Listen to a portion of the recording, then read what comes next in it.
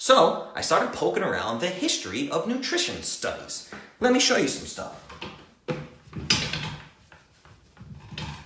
So people have had hypotheses about food and nutrition and things like this, but we couldn't really study them in any clinical setting until very, very recently. So the first vitamin was isolated and chemically defined in 1926. So first vitamin. The first vitamin was isolated and chemically defined in 1926, less than 100 years ago.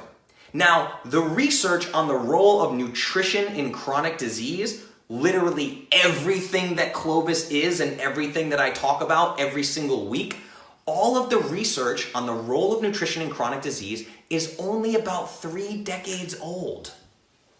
Most of it is younger than I am. What? Let's think about that for a second, okay? So this significantly ramped up, this research science on the role of nutrition in chronic disease significantly ramped up after the year 2000. Now, after the year 2000, okay? So let's say that, like after the year 2000, all right? Just some numbers. I know I'm just talking and putting random numbers up here, but it's helping me think. So after the year 2000, these nutritional studies significantly ramped up. Well, let's think about it. The government's low-fat guidelines were in place as early as the 1970s. Okay? By 1992,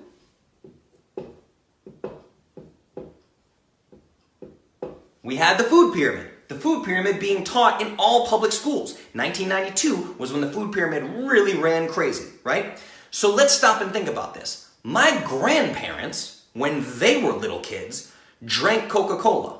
Coca-Cola came out in 1862, okay? They drank Coca-Cola and ate mostly bread and grains because they survived the frickin' Great Depression and were trying not to starve, okay? So they were eating sugar, bread, grains, a large percentage of the time. Meat was like a luxury, right? Now, my parents ate horrific products like Maypo and Crisco for breakfast in the 1960s. Now again, by the 1970s, the government was already pushing low-fat, high-grain consumption. By the 90s, we had the food pyramid and everything went down the shitter completely. Now this made me think of something. So again, fair warning to anyone who wants to attack me on this, go right ahead. This AMA is my personal opinion based on my observation of all of this. This, moving forward, is now an opinion piece, okay? That makes anybody happy.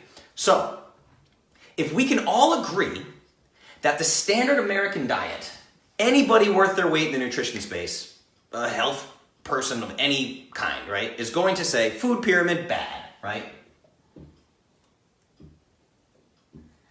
So if we can all agree that the food pyramid is horrific for human health, as Dr. Peter Attia says, Dr. Evil could not have come up with a better plan to kill people using food than the food pyramid, right? So if we can all agree that the standard American diet is horrible for human health, then we must also agree that virtually all nutrition studies were performed on a sick population.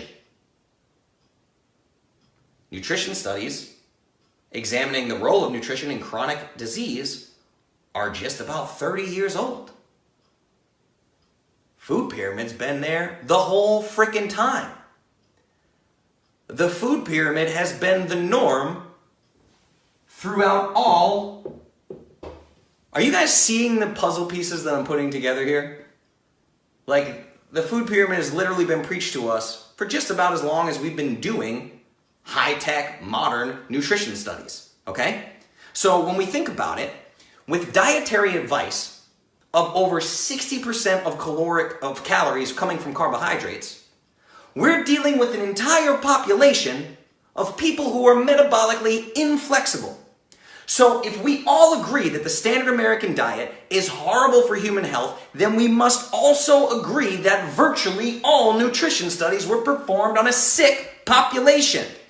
These studies were done on these people. Hello? What are we doing here? Okay? So this is where my brain started to break, because I'm a fan of science as well. And I'm going, holy shit, this is huge, right? This is huge. So I'm thinking about this. People who are metabolically inflexible. I've talked about metabolically flexible, meaning you can effortlessly switch between a fuel substrate. You can burn glucose, sugar when you need to for glycolytic activity, but you burn fat most of the time when you're in an aerobic state. You're burning fat virtually all of the time. This is called being fat adapted, being called metabolically flexible. Most people in America are metabolically inflexible. So we took all these nutrition studies studying a sick population, okay? We took sick people, studied them, and then presented the data as how to be healthy. Whoa, as how to be healthy. That's incredibly dumb.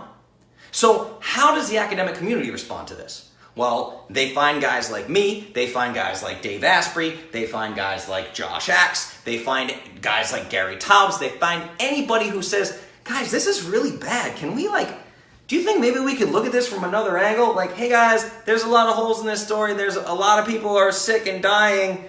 And I don't know, hey guys, hey, wait up guys, hey, it looks kind of bad, maybe we could look at it in a different way than you've been looking at it forever, maybe try something different. And they're like, fucking quack, get out of here, do you have a PhD? What are your credentials, Mr. Musician from Nashville? Get out of here. And I'm like, whoa, okay, cool man, never said I was an expert, just kind of raised a question for a second, maybe you should chill out. Right? Ridiculous. So let me break this down for you in modern terms.